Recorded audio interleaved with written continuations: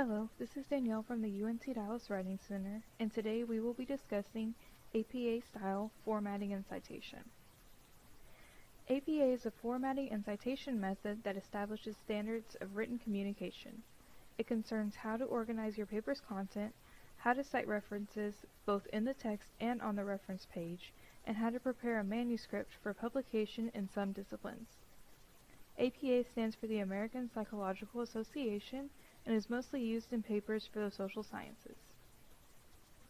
Your paper must include a page header at the top of every page. This is called a running head, and it is fairly easy to do. First, insert page numbers flush right and choose Different First Page for your title page. Next, on the cover page, type the words running head followed by a colon and the title of your paper in all capital letters. Hit the tab key twice and your first page is complete. Subsequent pages will have the title in all capital letters without the words running head. Title should be less than 50 characters. After you set the running head, type your title using upper and lower case. Center the title in the top half of the page. The title should be no more than 12 words. Do not use abbreviations. All text should be double-spaced with no extra spacing between paragraphs. Here is a sample title. This is what it should look like on your paper. Here is an APA-style title page. Depending on the nature of your paper, you may be required to write an abstract.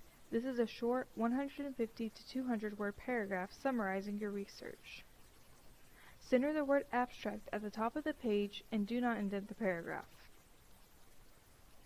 Your abstract should contain your research topic, research questions, participants in any surveys, methods, results, data analysis, and your conclusions. You may also list keywords from your paper in your abstract. There should be an indented and italicized. This helps other researchers find your work in databases.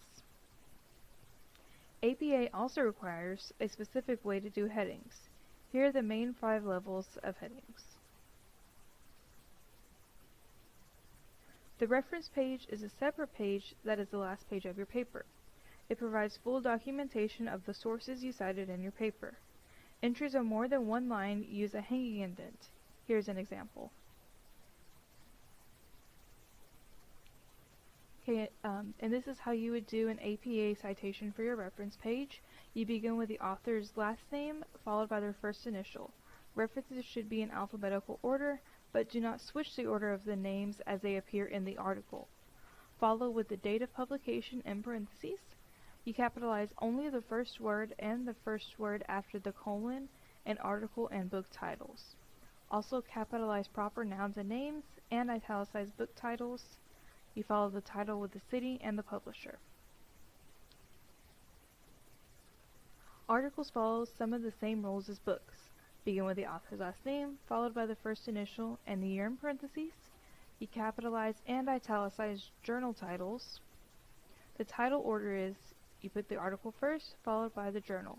Do not put the article title in quotation marks. Next, put the volume of the publication. For articles, you add page numbers and the DOI if one is given, or the URL found on the database. This information will be located with the bibliographic information following a listed title. You must also cite all sources in the body of the paper as well. Use the author's last name and the date. You only use page numbers for direct quotes. APA style prefers that you paraphrase.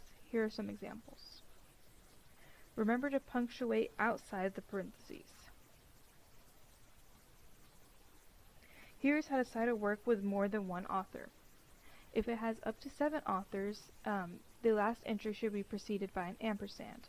You begin with the first author listed in the book or article. Don't use alphabetical order to determine who will go first. If you have more than 8 authors, you will list the first author's last name followed by et al. And the year for an in-text citation. For the reference page, list all authors by their last name, first initial, up to the 7th. Then use ellipsis for subsequent authors, going back to the format for the last author, preceded by an ampersand. Here is an example below. So why do we cite our work? To indicate that we've done our research and to give credit to the people whose words we are using. We also want to make sure to avoid any accusations of plagiarism. Remember, failure to cite is considered to be the same as plagiarism.